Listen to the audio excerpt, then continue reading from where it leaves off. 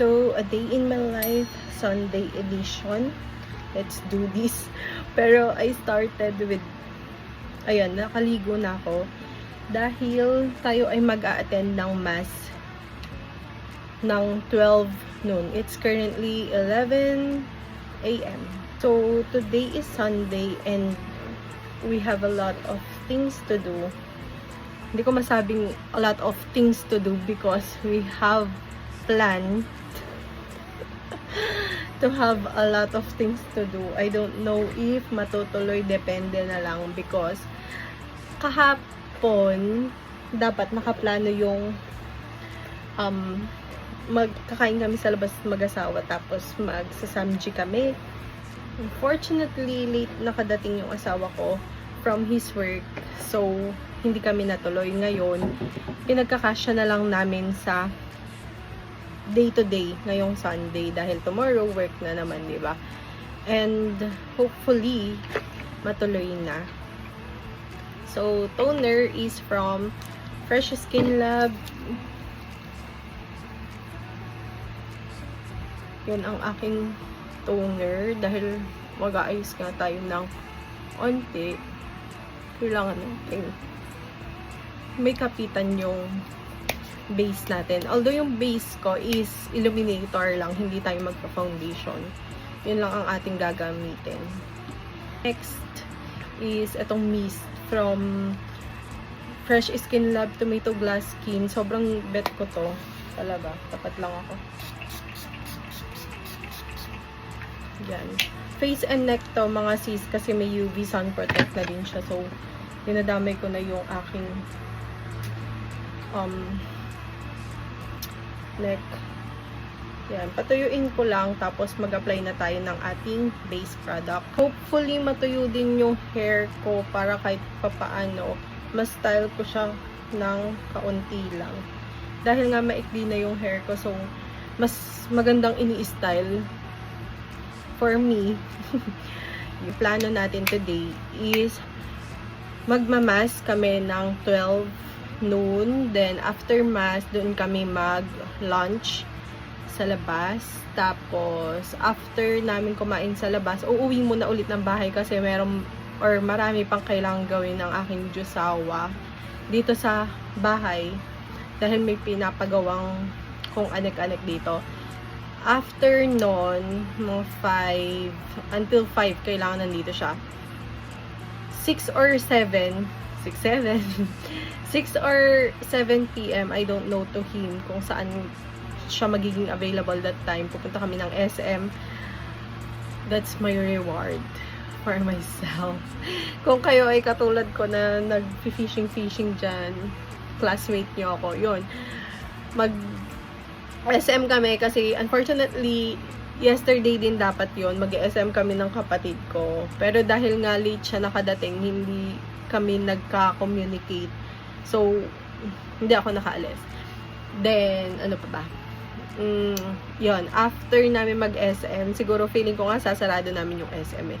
After nun, we are planning, kasi plan siya, sabi ng asawa ko, hindi niya sure na magpamasahe, which is dapat kahapon namin ginawa kasi nga Sunday today. So at least nakapag-rest maayos yung ano niya. Unlike kung today late na kami matatapos and then may work pa siya tomorrow na maaga, kaya yun, tignan na lang namin or i-adjust namin yung time namin, whichever, kung ano yung magiging convenient para sa aming dalawa. So kung SM kami ng 6 o'clock, mga 8 o'clock siguro. Dito. Yun. Hindi ko mapatay yung electric fan because nagpapatayo nga ako ng hair. Pero, gawin na natin yung ating mukha. For today, I'm using this Absidina Illuminator in the shade Astra. So, this one really goes a long way. Yung ganyan-ganyan nyo. Ayan, ganyan lang. Actually, nilalagay ko lang siya sa mga hina-highlight talaga sa face. Which is yung under eye, T-zone, and yun lang. Yung baba. Tapos, blend ko lang using my fingertips. Diba, ang bilis. And pagpasensya nyo, kikiam na naman yung aking nails kasi binakbak ko na naman yan. Tapos, bala ko ng pagpahingahin kasi parang 3 consecutive months na as in walang pahinga yung nails ko sa kakapag-change, ganyan. Hindi na naka-recover ang aking nail bed. So, hinahayaan ko muna, sabi ko ngayon, pakabain ko muna ng natural lang. Okay, next is eyebrow gel from BLK. Ayan. Alam ko in the shade taupe to.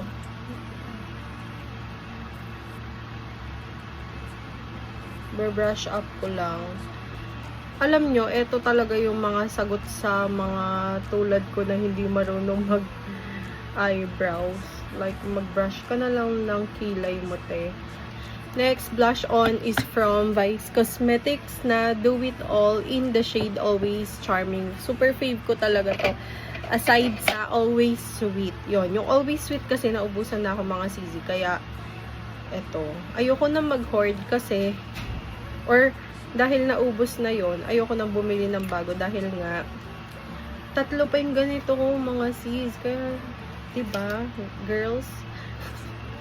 So, pinapractice ko na talaga maubos muna lahat ng mga bagay-bagay dito. Ayan. So, next, for my lips, I'm just going to use this NYX na lip liner. Ito yung bala kong bilhin mga sis, yung lip liner. Gusto kong itry yung sa Vice Cosmetics. Kasi hindi din ako mahilig. Daming dihilig. Pero hindi din ako mahilig sa lipstick, lip tint, ganyan. Hindi talaga mga sis. Like, mahilig ako sa blush on. Bumabawi yung kulay ko sa blush on, pero hindi sa lips. Sa lips talaga very, dull. Kaya ang ginagawa ko, lip gloss lang ako. Tapos, done na. Tapos, nung nakita ko to, sobrang nabetan ko siya kasi yung kulay niya hindi ganun ka, parang, lang talaga siya, lips, but, my lips, but better. Ganun ang atake nito. Kaya sabi ko, gusto kong maghanap ng shade niya doon sa Vice Cosmetics. Pero yun nga, sabi ko, kung hindi pa ubos to, wag muna tayo bibili. Ubusin muna din natin to. Then this one, Dec Juba Beauty. This one is a gift from New Zealand. Ganyan. Diba? Yan. Ito lang talaga ang gamit ko. Tapos yun. Ayan guys. Then, papatuyo na lang ako ng hair. Tapos na din ako. Mag-aayos na lang ako ng gamit. So, kita na lang ulit tayo later. Hi! So, ito na tayo guys. I'm just waiting for my husband. Then, aalis na tayo in a bit. But, yeah, this is me. Pakita ko in full. Charit. Wait lang.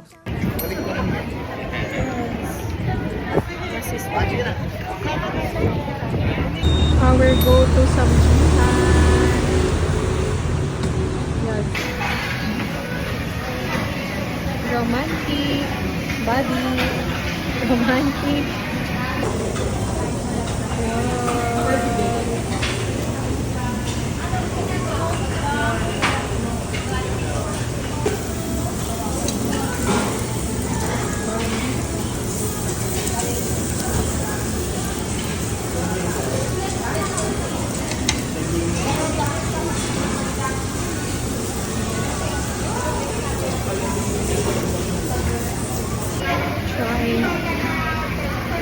Ano ba yan?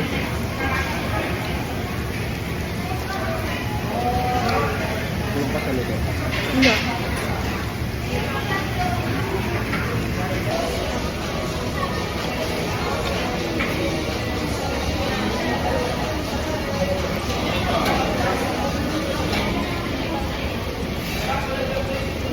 Ay.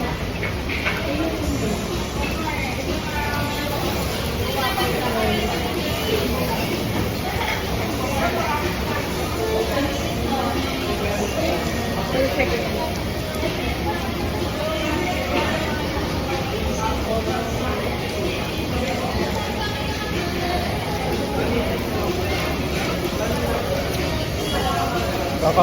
Ano ko pa lang din lang, kaka-flip.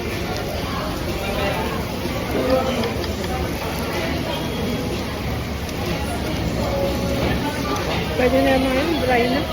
Hindi ako luto ito.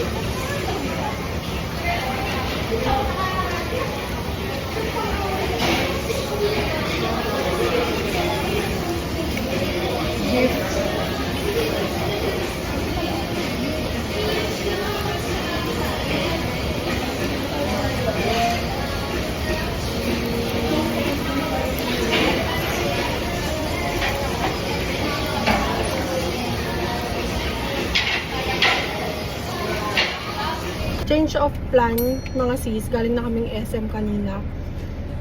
Nag-SM kami. Tapos,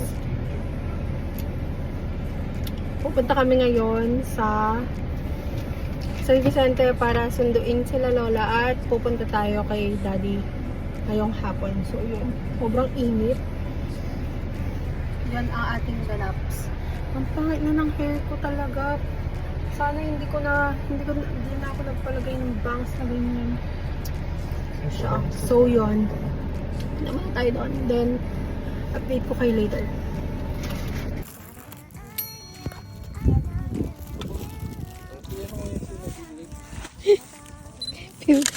Food trip. So, it's currently 6:30 p.m. and I just got home. Hindi na ako nakapag-video sa iba pa namin pinuntahan because lobat na ang aking phone, but yon. So agenda is magligo muna ako, half bath, and then mag-change ako into something na na comfortable because we have an appointment at 7:15. Nakapag-book na kami ng spa. Magpapaspa kami mag-asawa. Actually, ayaw ni Tantan kasi nga another gastos. But to think of it, once in a while, lalo na yung mga nangyayari ngayon, pagod, stress, para lang, alam niyo yun, makapag-release ng tense ng body at mind. Sabi ko, feeling ko deserve naman namin yon. Kasi lalo na siya, imagine yung Monday to Saturday na work, tapos an hour and a half away pa yung work niya dito. So, bumabiyahe siya ng maaga at uuwi ng late. Dahil nga, ang haba ng biyahe niya papunta sa work. Tapos, pag hindi naman siya nag-work, diretso siya sa bukid. Nagbubukid siya the whole day. Until now, ngayong 6:38 na. I don't know if you can see, but 6:38 na. Nasa bukid pa siya. Sabi ko, dalian niya kasi maligo na siya. Tapos, pupunta na kami doon sa nakabook namin na 7:15 na spa. So, yun. Kaya, mag-ayos lang muna ulit ako. Then, I'll be back habang charge ko yung phone ko. So, done na ako mag-half bath, mga sis. I'm just waiting for my husband. Then, Gora Bells na kami.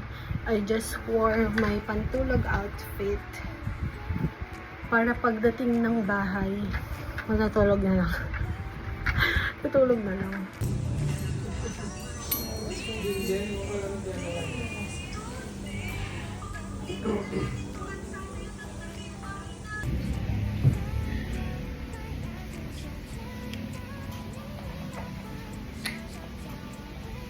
The next day. So, good morning everybody. As you can see, sobrang langis-langis yung hair ko kasi nga, alala nyo, nakapag-pamassage pa kami kagabi ng asawa ko. After namin nagpamassage, sobrang sama ng pakiramdam ko. As in, sobra, nagsusuka ako. Sakit ng ulo ko, umiiyak na ako sa sakit. Imagine yun, nakapag-take ako ng 2 paracetamol. Tapos nag-take ako ng Celecoxib. Tapos hindi siya natatanggal, mga sis. Like, sobrang sakit na gusto ko na magpasugod ng hospital. Yun yung nangyayari kagabi na hindi ko alam. Tapos, sobrang sensitive ng mata ko sa light. Kaya hindi na din ako humawak ng phone after kong nakauwi ng bahay. Like, close lang talaga yung mata ko. Nakatakip ako ng kumot kasi nga may mga nakikita pa akong ilaw. Hindi ko mabuksan yung mata ko. Ganun yung nangyari kagabi. Sobrang sama.